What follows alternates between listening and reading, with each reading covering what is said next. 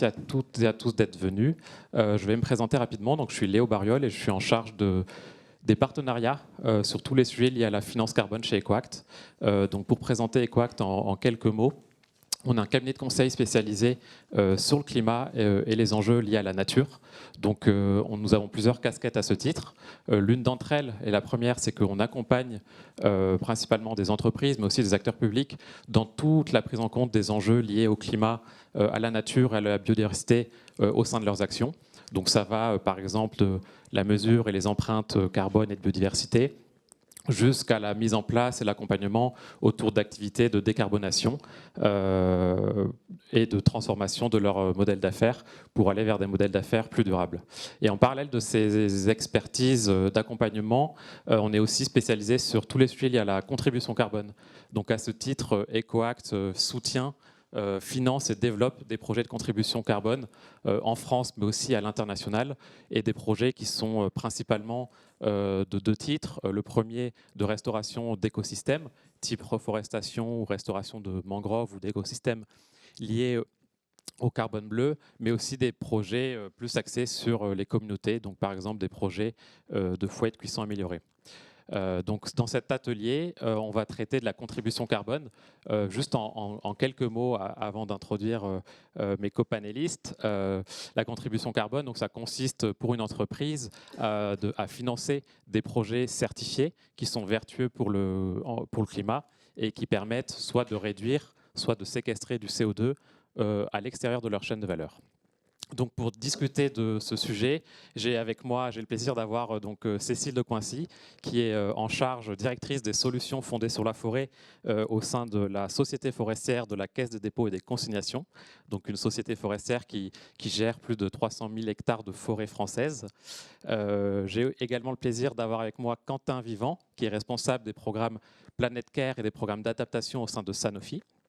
Et enfin, j'ai avec moi Arup Ghosh, qui est cofondateur de l'ONG Tomorrow's Foundation, qui est une ONG indienne qui travaille depuis maintenant plus de 3 décennies auprès des communautés les plus marginalisées et aussi impactées par le changement climatique en Inde.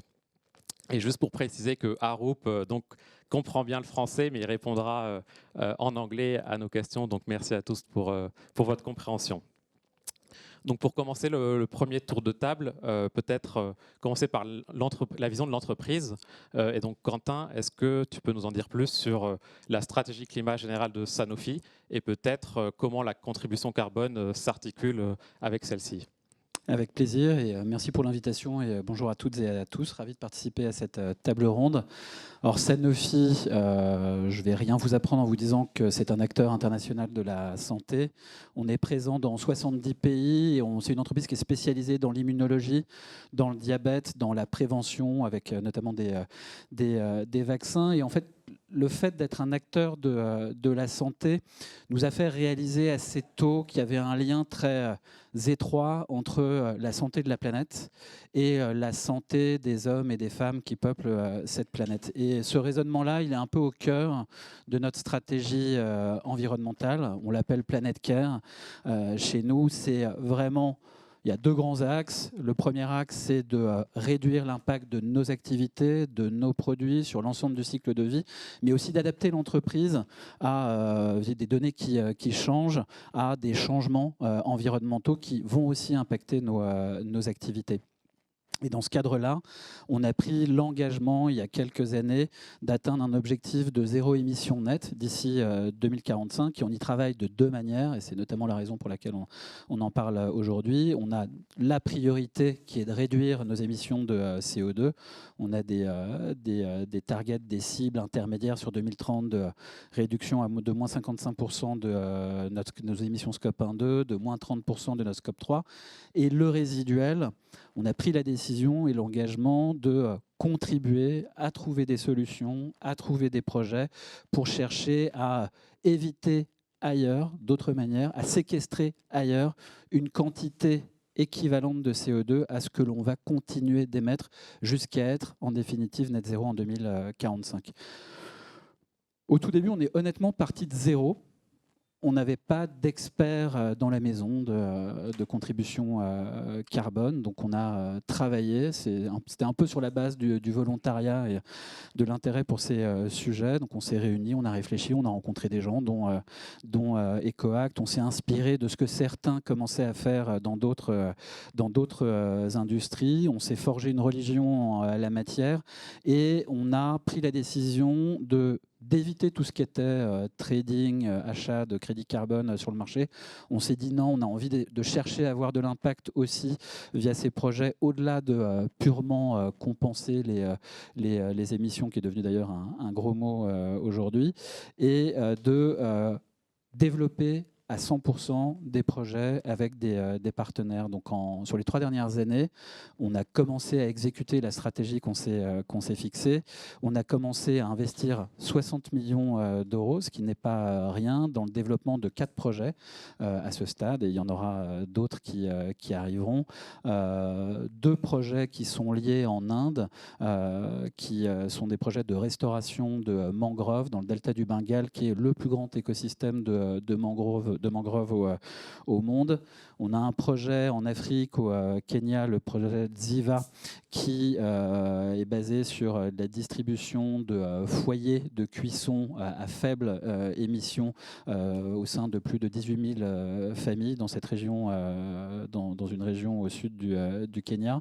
Et enfin, un projet d'accès à l'eau au Mozambique, où on va permettre via ce projet d'apporter un accès à une eau potable, qui est un véritable enjeu de santé aussi de notre point de vue, à une population de plus de 300 000 bénéficiaires. Donc voilà, on cherche, au-delà de compenser, pour compenser, à avoir un impact sociétal, environnemental, économique dans certains cas, via ces projets qu'on finance. Merci Quentin. Tu as parlé d'impact. Tomorrow's Foundation, à Roop, vous aviez déjà, you had an impact already for a few decades on education mainly with local communities in India.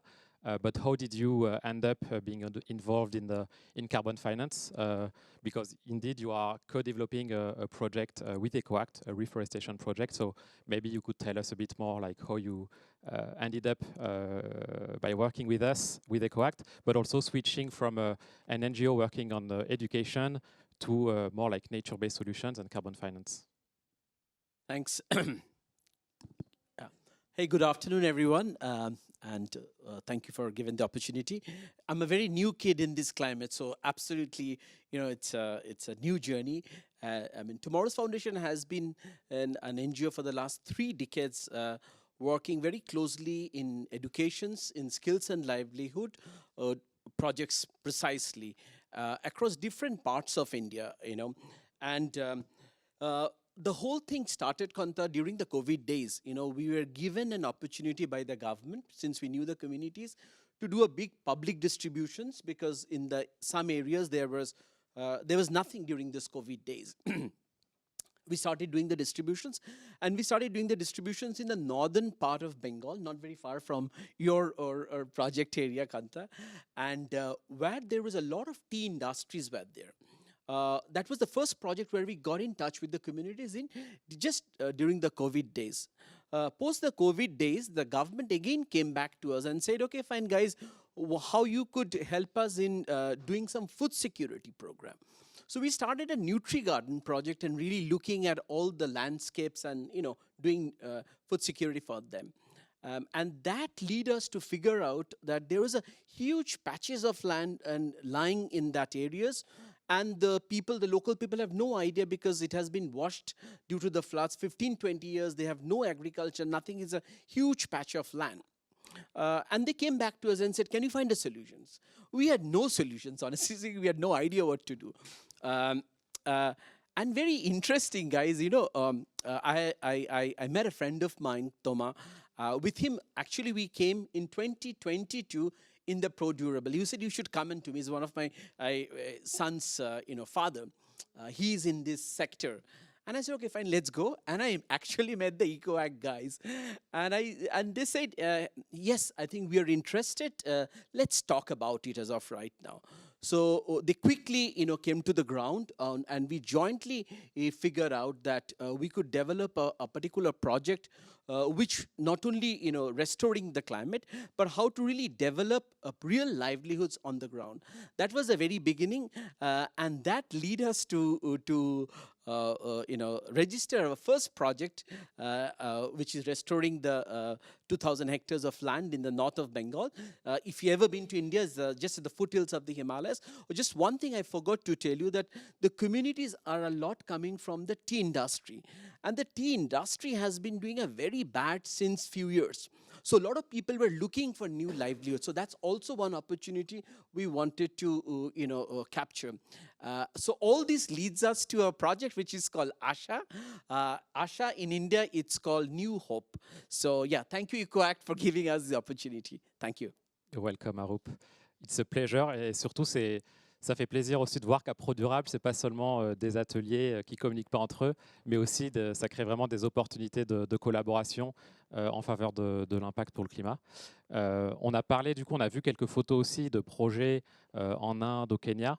La finance carbone aussi, Cécile, je me tourne vers toi, peut aussi avoir un impact et aussi une utilité pour financer des projets localement.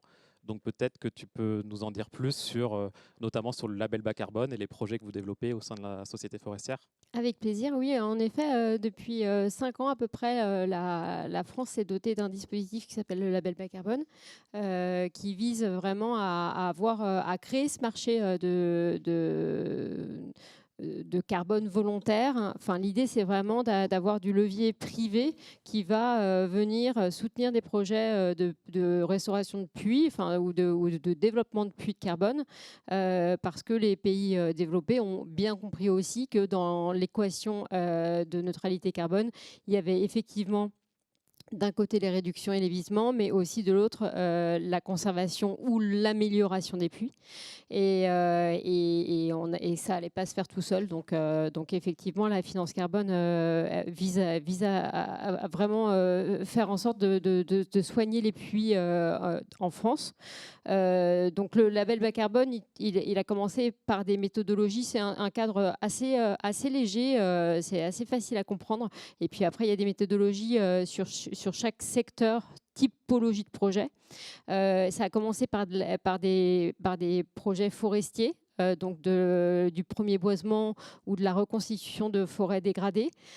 Faut savoir qu'en fait, en France, on a une bonne couverture forestière. La forêt s'étend depuis le 19e siècle. Vraiment, on a doublé de surface forestière. Donc, on n'a pas du tout les problématiques de déforestation qu'on peut trouver dans d'autres pays. Par contre, depuis 3 ans, on se retrouve dans une difficulté assez importante liée au changement climatique, du fait de la mortalité qu'on constate sur les arbres. Et c'est vrai qu'il faut, en fait, ça a créé un besoin important pour reconstituer ce puits. Donc la forêt française, elle exige qu'on fasse en sorte justement de la reconstituer et de l'adapter au changement climatique. On a vraiment cet enjeu-là important, puisque les arbres migrent trop lentement pour qu'on puisse l'adapter. Donc, il faut la diversifier, il faut l'accompagner vers des essences qui sont mieux adaptées. Et du coup, donc la société forestière, c'est une entreprise qui gère des forêts depuis très longtemps, depuis les années 60. Et donc, tout ce cheminement, toute cette évolution de la forêt a été vue, bien entendu. Et depuis 5 ans, on a décidé du coup de se lancer sur ce nouveau marché de la finance carbone volontaire grâce à ce dispositif label bas carbone. Et donc on est aujourd'hui en mesure de développer des projets, de faire labelliser plusieurs centaines de milliers de tonnes par an. Donc on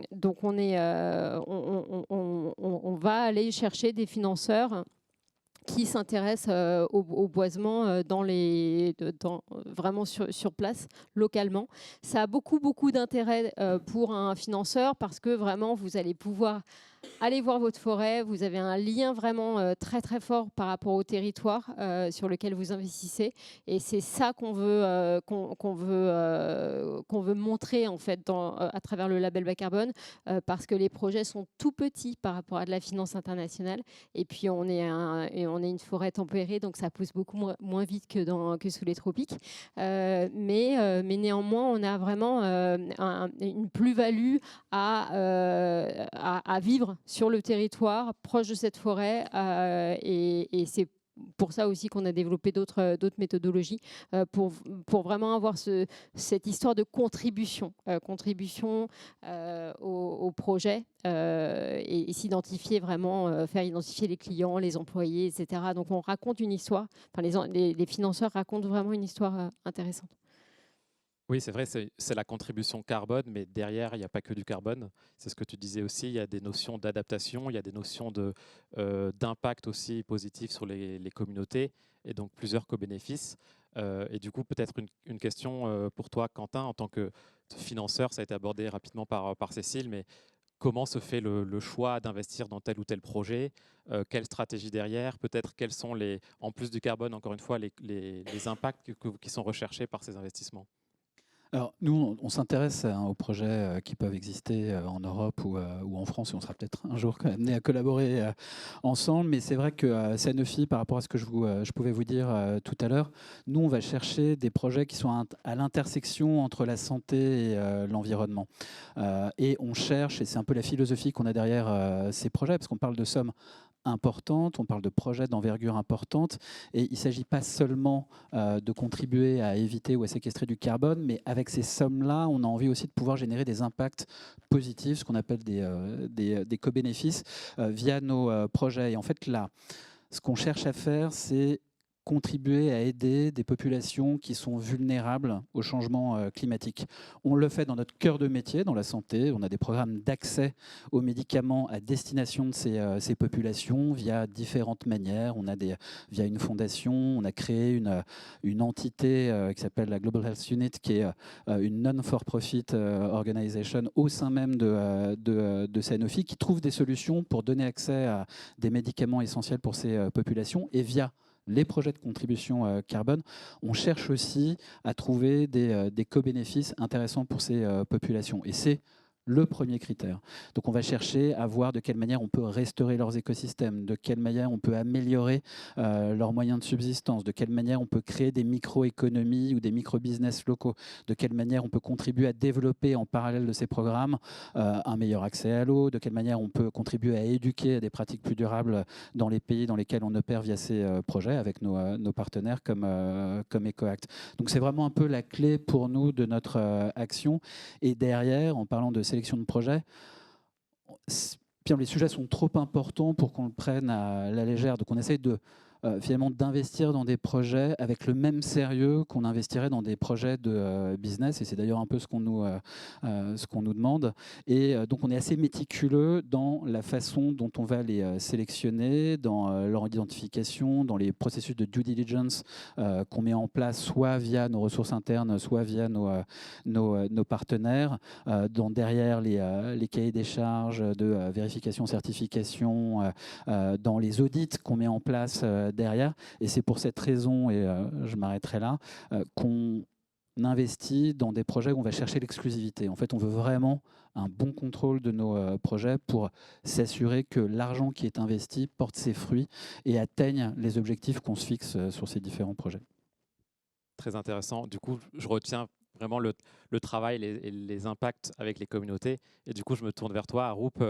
You are the ones on the ground, hands-on, working with the local communities.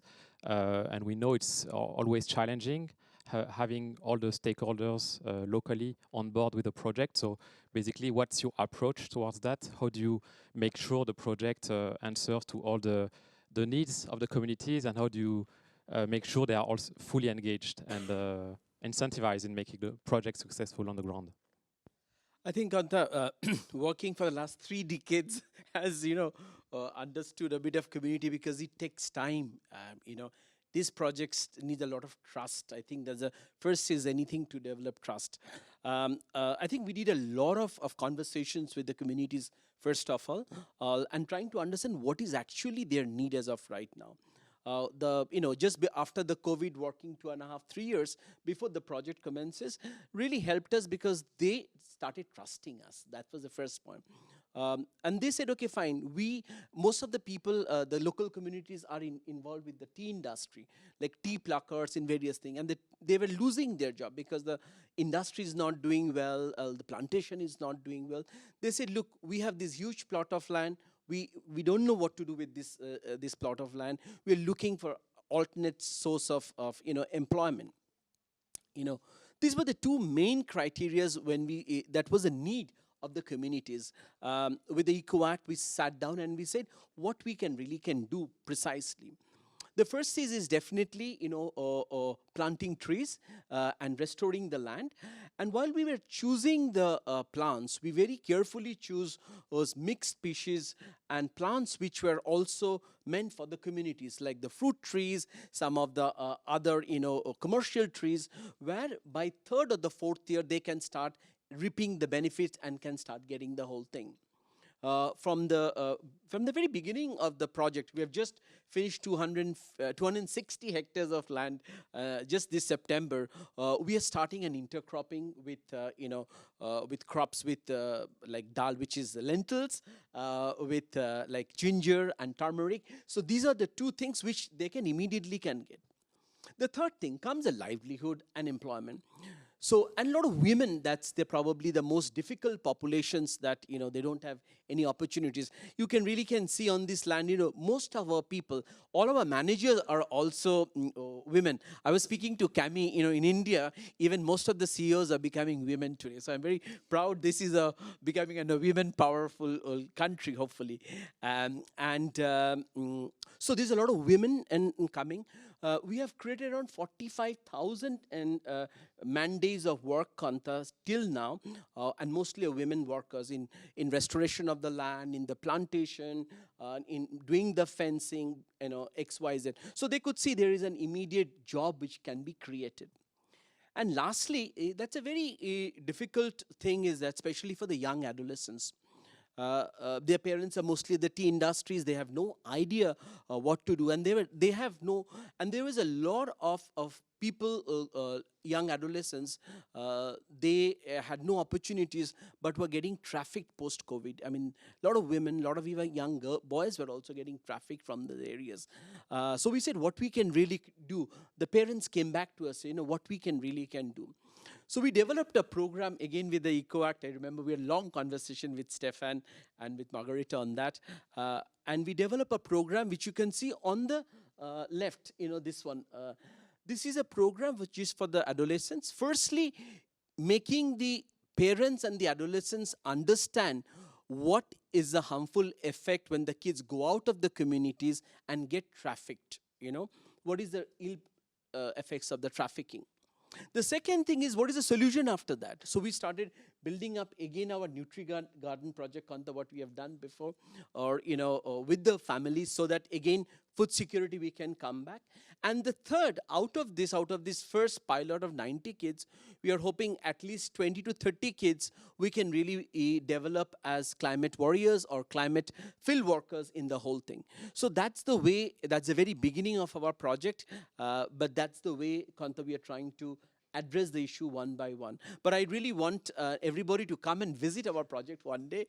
Please let us know whenever you want to come. We'll be very happy to do that thing. I just wanted to tell one thing, and this has been very deep in me, being in this carbon industry, Kanta. I feel, this conversations really opens a really conversation on social protocols to be at par with the carbon protocols in terms of rigors and innovation. This is very, very vital. They are the upkeepers, the community are the upkeepers of the project. They needs to be taken first care, and then other things will fall automatically. Thank you. Invitation bien reçue pour venir voir le projet. On a parlé de pas mal d'impacts différents en termes de santé, sur les communautés, l'adaptation au changement climatique, peut-être des notions qui sont un peu différentes sous le label bas carbone, Cécile. Donc comment les projets qui sont financés par la finance carbone ont aussi d'autres types de co-bénéfices pour nos forêts françaises, mais aussi les territoires. Oui, tout à fait. Effectivement, nous, sur le label bas carbone, on a commencé à travailler vraiment les aspects biodiversité au départ, en termes de, sur les forêts. La biodiversité en forêt, ça s'appréhende, c'est assez difficile de les marier avec les nouveaux projets de plantation, parce que quand vous avez une toute jeune plantation, vous n'allez pas commencer à travailler sur de la biodiversité en soi. Donc, il fallait qu'on arrive à développer des projets qui soient sur les massifs attenants, mais avec du vieux bois, avec des connectivités, avec des restaurations de ripisylves, ce genre de choses. Donc aujourd'hui, on essaye de vraiment lier les projets, de sorte à avoir des projets très complets sur l'environnement. Donc évidemment, on est assez loin des communautés en France, hein, c'est pas le même travail. Donc on a développé d'abord ces aspects-là en forêt, et puis on s'est progressivement aussi extrait de la forêt et on a souhaité développer une méthodologie propre au label bas carbone, mais qui allait travailler finalement beaucoup plus sur l'éco-bénéfice que sur le carbone. Cette méthodologie, elle visait justement à adapter les territoires, et en particulier les territoires urbains. Et elle s'appelle maintenant Ville Arborée. C'est une méthodologie qui a été validée en décembre 2023 et sur lesquelles on a choisi l'entrée carbone parce que c'est le seul dispositif qui existait, parce qu'il est robuste, ce dispositif, qu'il est validé par l'État.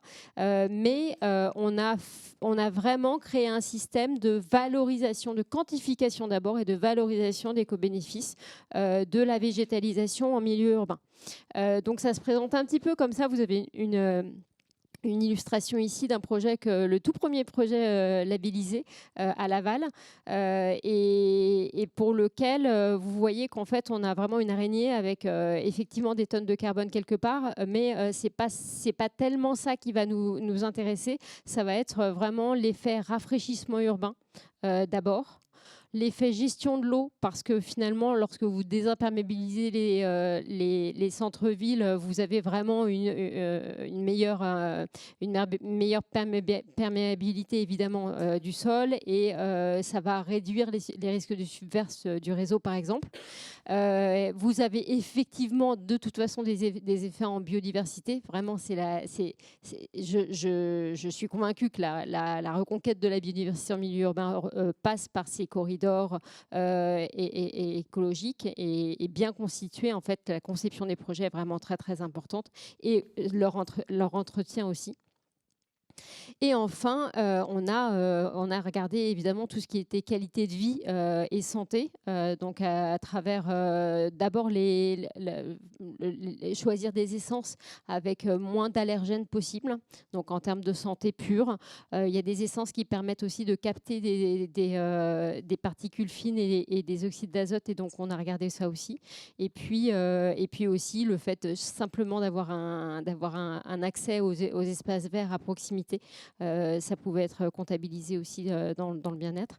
Donc voilà, en fait, on a du coup, en développant cette nouvelle méthodologie, on essaye aujourd'hui de l'appliquer à plein de collectivités publiques. Hein. C'est surtout aujourd'hui sur du foncier public, mais néanmoins, ça peut s'adresser à n'importe quel propriétaire foncier, en milieu toujours en fait, dans ce qu'on appelle les villes. Et donc, on arrive à trouver comme ça plein de nouveaux projets de municipalités qui sont passionnants, qui sont vraiment très beaux, et sur lesquels l'entreprise qui va essayer de venir financer ce projet voit très très concrètement en fait sa réalisation. Et donc ça raconte une histoire. On est vraiment sur de la contribution avec projet par projet qui est très symbolique. Donc on se rapproche vraiment des localisations et des chaînes de valeur des entreprises, et on est vraiment dans la logique de contribution, c'est-à-dire bien sûr le prisme carbone, mais tous les co-bénéfices qui sont mis en avant à travers cette méthodologie, donc Ville Arborée. Peut-être pour revenir sur ce que tu disais, Quentin, tu as mentionné les montants assez conséquents d'investissement, assez conséquents même pour une entreprise multinationale comme Sanofi. J'imagine que ça n'a pas dû être toujours facile de défendre cette position et cette stratégie ambitieuse, même en interne chez Sanofi. Donc peut-être si tu peux nous en dire plus, et s'il y a aussi d'autres entreprises dans la salle, donc comment lever les freins en interne, comment convaincre son board et tout le top management d'une entreprise de s'engager vraiment dans de tels projets. Ok, bah, on va pas se mentir, c'est pas simple. C'est pas simple, et pour l'anecdote, il y a un peu plus de 3 ans et demi, quand on a commencé à porter le sujet à un niveau ex-com chez nous, dans le comité exécutif, des gens un peu sérieux, à la fin de la réunion, j'ai le directeur financier qui vient me voir, Quentin, on n'a rien compris, t'arrives, c'est les petits bonshommes verts, il y a net zéro, offset, certification, séquestration, évitement, GHG protocole, on comprend rien. Et je pense que ça a été une bonne leçon pour nous, parce qu'on arrivait plein de bonnes intentions, avec notre prisme. À nous, on avait bossé notre sujet, on avait préparé la réunion, on voulait arriver un peu sérieux, et on s'est fait dégommer. Et en fait, je pense que ça demande de la patience, du temps, mais ça demande surtout de se mettre à leur place, de se mettre à la place de ceux qui décident et de prendre leur optique. Évidemment, ça parle toujours d'argent, donc c'est quel coût ? Mais au regard, c'est quel coût de l'inaction ? C'est quoi le retour sur investissement ? Donc, quels sont les impacts positifs pour les communautés qu'on cherche à servir? Quels sont les impacts positifs générés par nos projets? Quels sont potentiellement indirectement les impacts positifs pour Sanofi? Et je pense véritablement, on pense collectivement, parce qu'on travaille en équipe, qu'il y a des impacts pour l'entreprise directe ou indirecte. Donc on part de là. En fait, je pense qu'il faut essayer de parler le même langage et de prendre ces projets comme des projets de business et de les traiter de la même manière. Après, et ça, c'est, je pense, une fierté, Camille, dont Arup est devenu fan, qui fait partie de l'équipe, y a largement contribué. On a bossé avec la finance, l'équipe de la finance chez nous qui nous supporte aussi. Et on a cherché à créer un mécanisme assez malin de financement de ces projets en interne. Autrement dit, on a créé une sorte de pot commun dans lequel nos divisions, nos business units vont abonder à proportion de ce qu'elles pèsent dans les émissions totales du groupe. C'est une espèce de taxe un peu pollueur-payeur. Mais en faisant ça, plutôt que de prendre la dépense tout en haut niveau holding, on s'est dit on va responsabiliser nos BU, on va les incentiver à réduire nos émissions de CO2, ce qui reste notre priorité. Le but du jeu, c'est ça, c'est de réduire nos émissions à zéro. Et on va les faire financer nos projets à hauteur de ce qu'elles pèsent dans ces émissions. Et on a cherché à créer une dynamique un peu vertueuse en interne grâce à ce mécanisme et à en faire un levier de transformation dans la transition de l'entreprise. Beaucoup de défis du coup à relever au siège de Sanofi à Gentilly. Peut-être pour aller sur le terrain avec Arup, on your side, what are your main challenges when you implement the project? So you mentioned working with communities, but also maybe the scale of the project, like restoring more than 2,000 hectares is quite a huge task. So what are the main challenges and how do you cope with them? I think, good question. I think the main challenges I feel is the land holding in India. We have a land holding which is less than 1 acre, that's a bit of a challenge for us. Sometimes the challenges are these communities, they have lost their papers. They have lost all the land holding papers. They have the land, but they don't know where to go. So very often, and Cecile, we have to actually go to the court, help them with the papers, and really get the lands to the local, court and all others. So that's a big challenge. The second challenge, due to the abject poverty, Kanta, is that during the fencing time, we figured out many of the wire barbs, of the fences, they were getting stolen. and at night they were getting stolen and all, and it was absolutely, people were not finding there's for poverty itself. So we had to find quickly solutions and to say, okay, fine, what can be an alternative things. But I think that needs a lot of conversation and say this is not a short-term thing, it is a long-term thing. So give us as a 1 year, 2 years time, we will come back. And the biggest challenge is elephant. I must tell you, we have a man-animal conflict. There's a lot of elephants in the areas where we work. So very often the elephants come to the areas of the plantations.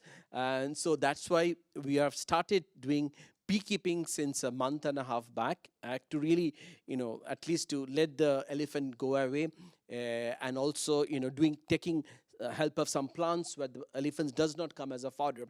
So these are very quick, sort of, barriers, what is happening. But I think most important, I must say you in this forum, I must really tell you that, we have women managers who are managing the project.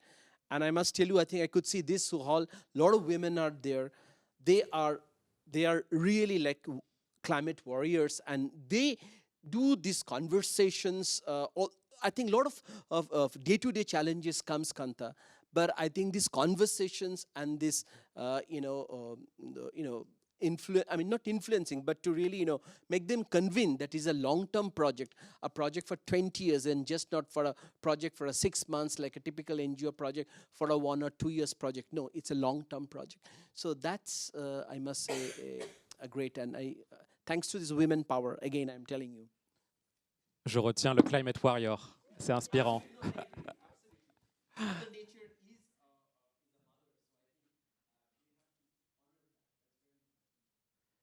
Cécile, on a parlé des challenges du coup pour Sanofi, pour les ONG sur le terrain. Pas sûr qu'il y ait des éléphants qui viennent sur vos projets, mais sur le label bas carbone, quels sont les...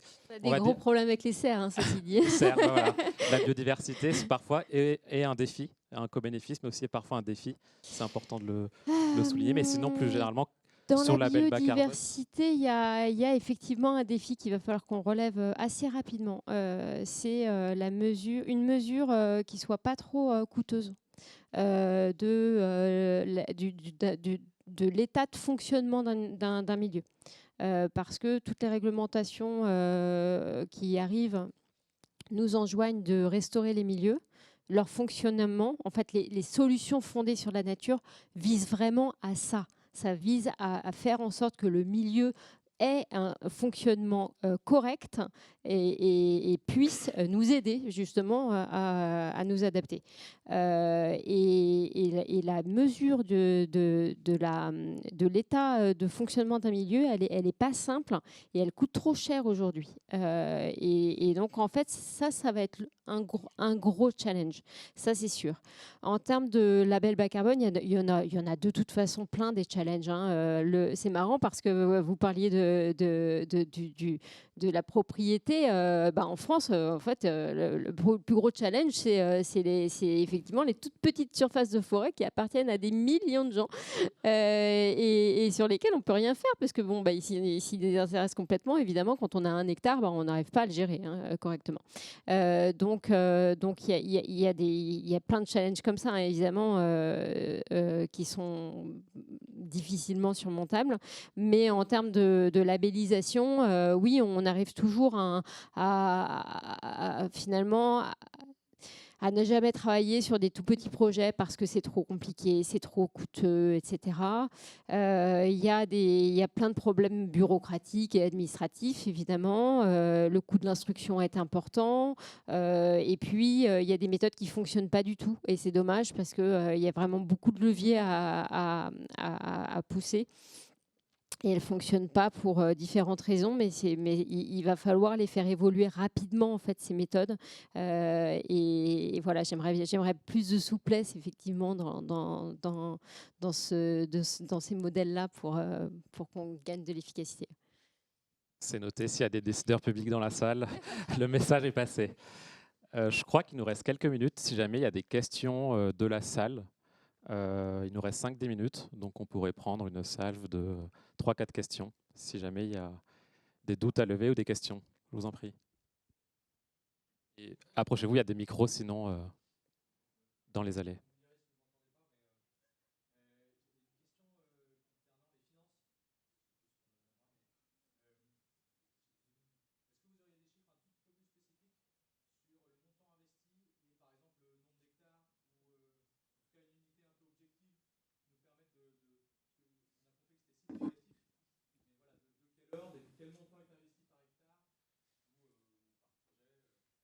À Sanofi, du coup? Oui, je voyais pas vos yeux, je suis désolée. Donc on a, pour les 4 projets qu'on a lancés, on a investi une enveloppe de 60 millions d'euros. Après, chaque projet a un prix et un coût différent de mise en œuvre, sur lesquels on ne communique pas, on donne l'enveloppe d'ensemble. Après, typiquement, là, quand on parle de Sundari, donc il y a une tranche 1 qui était une tranche un peu pilote, on testait cette approche restauration de mangrove, restauration de l'écosystème local. C'est 420 hectares, si je ne dis pas de bêtises, et qu'on a étendu à une zone de 4000 hectares. Donc on est sur une surface, je ne sais pas combien de terrains de foot ça fait, mais ça en fait beaucoup. Et donc vraiment, on est sur une zone assez vaste. Voilà. Pour donner des chiffres, sur le projet d'accès à l'eau, on a plus de 300 000 bénéficiaires. C'est un réseau de plus de 1000 pompes à eau qui est mis en place ou réhabilité, et on crée en fait une économie durable autour de ce réseau, puisqu'on est en train de former c'est un projet qu'on développe au Mozambique, on est en train de former des personnes qui iront gérer la maintenance de ces pompes. On est en train de créer des micro-business où on empower les femmes qui vont assurer la gestion de pièces détachées dont on aura besoin pour entretenir les pompes ensuite. Voilà, on essaye vraiment de développer des projets avec cette logique-là, où le jour où on ne sera plus là, où il n'y aura plus les sous de Sanofi, ça va continuer à perdurer. Donc, pour donner quelques exemples. C'est de l'entrepreneuriat, finalement. J'ai vu qu'il y avait une Non, autre c'est vrai, main. hein, J'ai vu qu'il y avait une autre main, une autre question peut-être.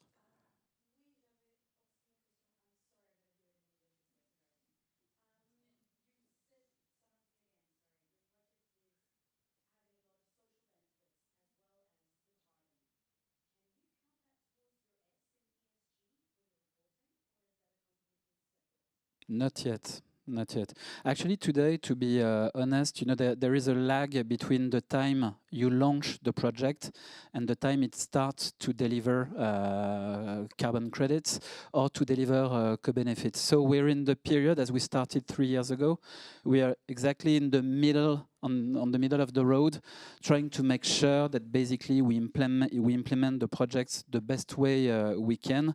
And I guess with our partners, the idea is really to be able to measure the co-benefits we are aiming at, and those projects will deliver. And we will obviously set up some KPIs at the proper time to make sure we measure that. But there are ways to measure it. And basically, in all the PDDs, right, basically all the dossier you prepare before filing a project, it's also all the co-benefits you may expect from those projects are basically have a scientific rationale behind. So you have it's based on scientific literature, most of the time even local scientific studies, to make sure that basically you're not bullshitted by the local developers, etc. I mean, it's very important, and I mean we're talking about big amounts, so you don't want to invest the money for nothing. So you want to make sure before signing a contract to develop a project to make sure that everything is squared and that you'll get what you expect.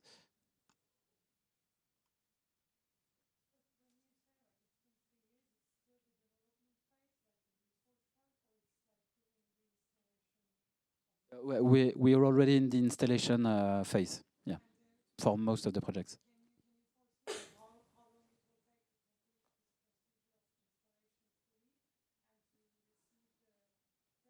Yeah, I mean, it depends on the either it's a nature-based project or either we're talking about a cook stove or water access project, but it takes from no, maybe let's 2 to 3 years to get the first credits out of the project. And there is all the process of certification of the carbon credit, which is really important, which matters to us because we want to make sure it's done properly in the right way. So it takes time.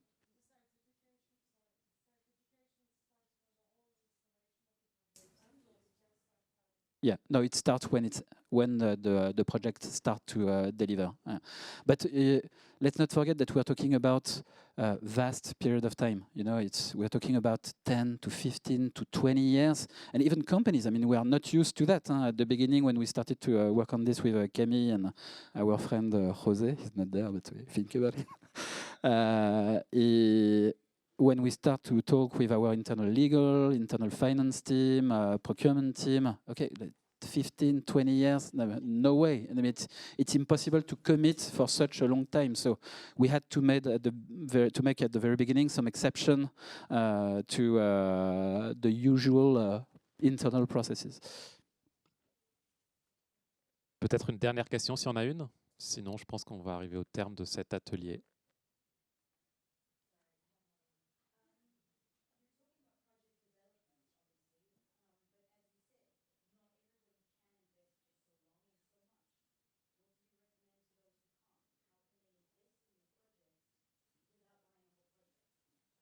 I mean, if they have, I mean, don't get me wrong, and the vast majority of the money we invest, we try to invest it in reducing our own emissions. I mean, let's not forget that the priority here, I mean, it should be for every company, and it's really the case for most of them, is really to reduce the emissions. So when I would say when you have less money for that, I would prioritize reducing my emissions than doing this, because that's the most important at the beginning.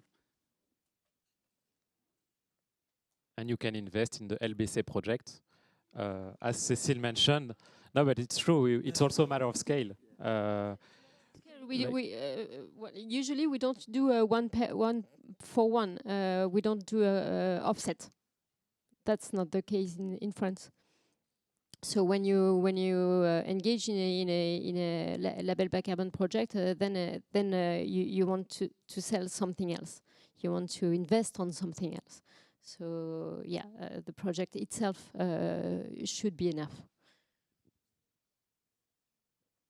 Merci à tous d'être venus. Un grand merci à vous pour votre présence et vos questions. Et n'hésitez pas à nous solliciter si vous avez des questions ou des précisions que vous voulez obtenir après cette conférence. Merci beaucoup.